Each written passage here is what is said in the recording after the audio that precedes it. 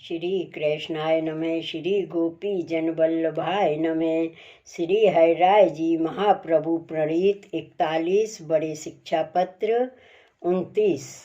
अब 39 शिक्षा पत्र में बुद्धि को नाश करवे वारे ये काल आयो है।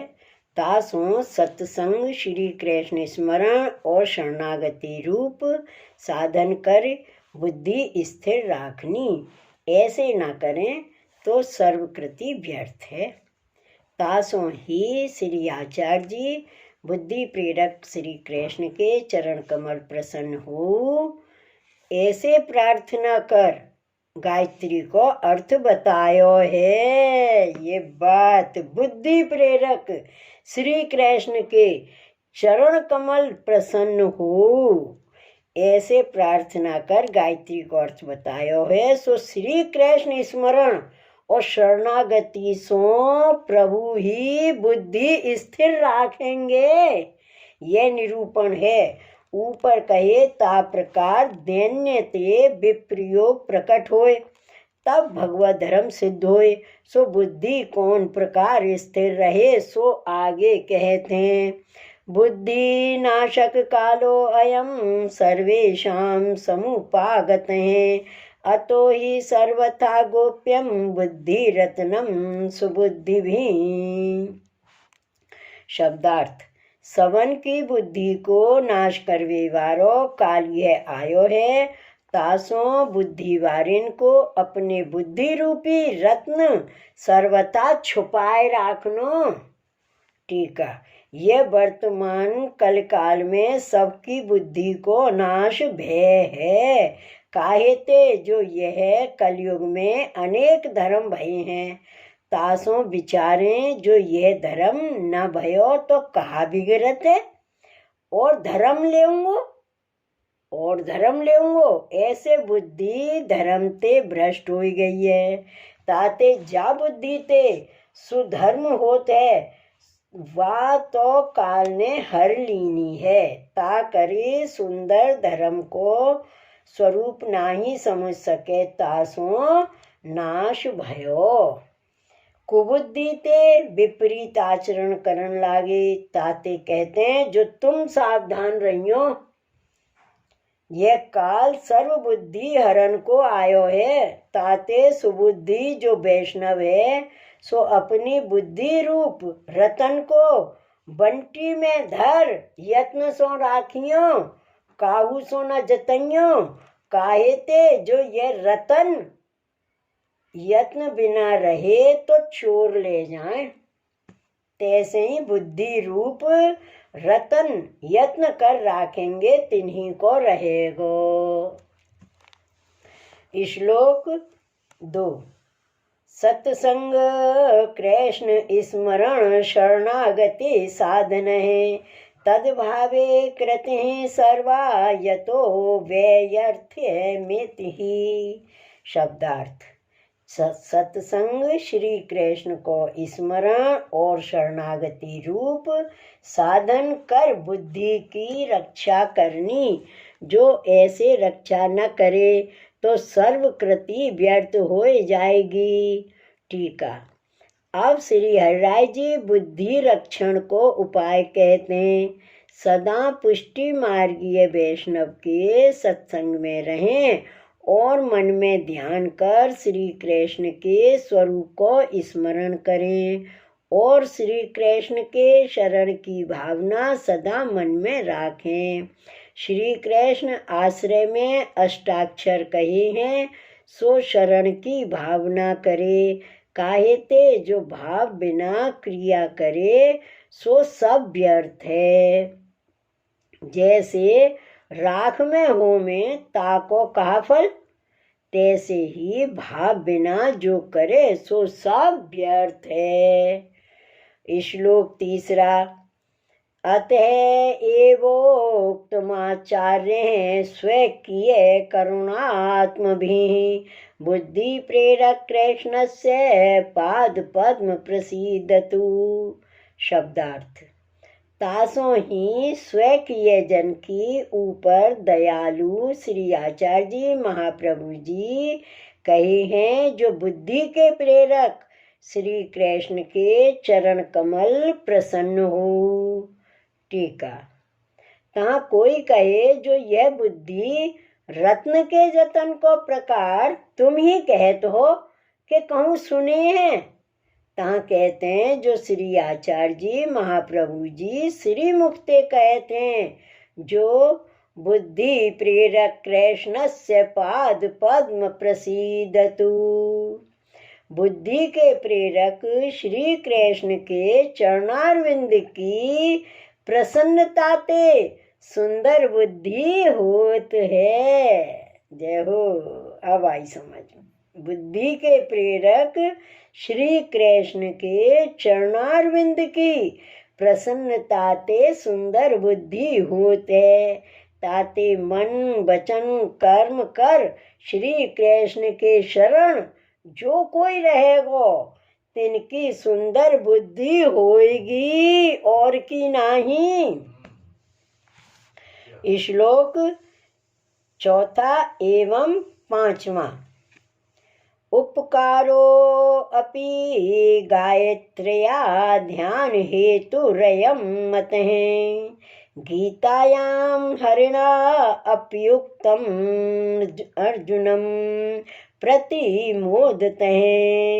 ददामि बुद्धियोगं तं येन मापुपयान्ति ते। बुद्धि स्थैर्य हृदय स्थैर्य हरेरिति न संशय। शब्दार्थ। बुद्धि प्रेरक श्री कृष्ण के पाद पद्मी प्रसन्नता की प्रार्थना रूप यह उपकार हो गायत्री के ध्यान को कारण रूप है। गीता जी में श्री कृष्ण ने अर्जुन प्रति आनंद सो कहो है, जो यह बुद्धि योग में देत हो, जाकर मोह को प्राप्त होए है। बुद्धि की स्थिरता होए तब हृदय में हरि की स्थिरता होए, या में संशय नहीं। टीका।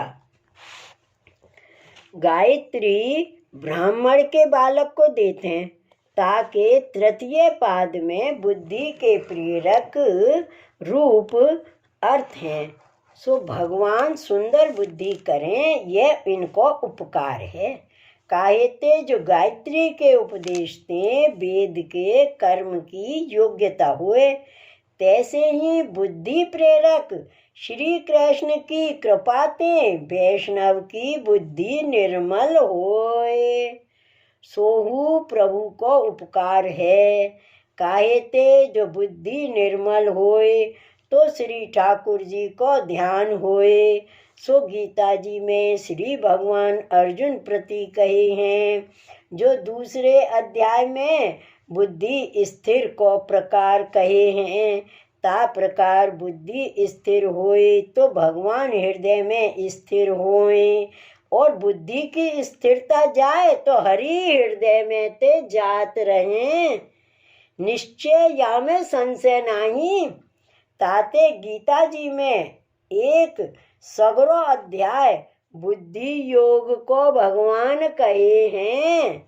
काहेते जो सुंदर बुद्धि होए, तब ही सगरे धर्म जप तप दान व्रत मर्यादा के मार्ग साधन, कर्म मार्ग के साधन, ज्ञान मार्ग के साधन, योग मार्ग के साधन, पुष्टि मार्ग के साधन सब बने। सुंदर बुद्धि बिना कछु कार्य सिद्ध न होए। श्लोक छठवां। तन्नाश एव गीतायां सर्वनाशो निरूपित है। अतो बुद्धि सुसंरक्ष्या भाव भावन कारणम। शब्दार्थ। बुद्धि को नाश हुए तो सवन को गीता जी में निरूपण कियो है। तासों सर्व भाव की उत्पत्ति के कारण रूप बुद्धि की आछी रीति सो रक्षा करनी। टीका। बुद्धि जा भांति नाश हुए और बुद्धि नाश ते आत्मा को नाश होए। सो भगवान गीता जी में द्वितीय अध्याय में कहे हैं, ध्यायतो विषयान पुंसः संगस्तेषु उपजायते संगात संजायते कामः कामात् क्रोधो अभिजायते क्रोधाद् भवति सन्मोह सन्मोहात् स्मृति विभ्रमः स्मृति भ्रंशात् बुद्धिनाशो बुद्धिनाशात् प्रणश्यति।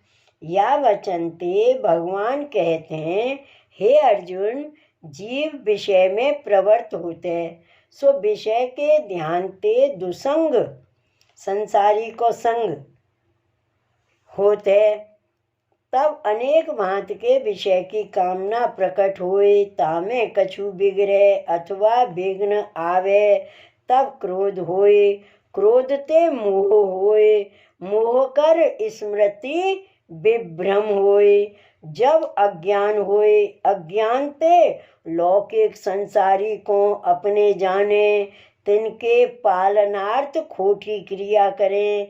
या बात स्मृति के भ्रमते बुद्धि को नाश होए, बुद्धि के नाशते आत्मा को नाश होए। बुद्धि है सो भगवत भाव के भावन में कारण है, ताते बुद्धि की रक्षा करे। सो प्रकार आगे श्लोक में कहते हैं। श्लोक 7वां, प्रसाद भक्षणैर्नित्यं सेवनाकरणैरपि सत्संगेन सदा कृष्ण कथा श्रवण कीर्तन है। शब्दार्थ, महाप्रसाद के भक्षण कर नित्य भगवत सेवा कर सत्संग और सदा श्री कृष्ण की कथा के श्रवण कीर्तन कर बुद्धि की रक्षा करनी। टीका, ऊपर कहे जो बुद्धि की रक्षा करे तो सर्व कार्य सिद्ध होए। सो बुद्धि की रक्षा कौन भांति करनी? सो कहते हैं, असमर्पित वस्तु में अपनो मन चलायमान न करे, सदा महाप्रसाद भक्षण करे और श्री कृष्ण की सेवा नित्य करे और भगवदीय को सत्संग करे, दुसंग को त्याग करे और श्री कृष्ण की कथा को श्रवण करे, श्री कृष्ण की लीला तथा नाम को कीर्तन करे, तो बुद्धि निर्मल रहे, तब प्रभु हृदय में पधारें। इति श्री हरिराय जी कृत मेकोनत्रिशतम शिक्षापत्रम श्री गोपेश्वर जी कृत ब्रजभाषा टीका समेतम समाप्तम। श्री वल्लभाधीश की जय, श्री हरिराय महाप्रभु की जय, श्री गोकुलनाथ की जय। जय जय श्री गोकुलेश, जय जय श्री गोकुलेश।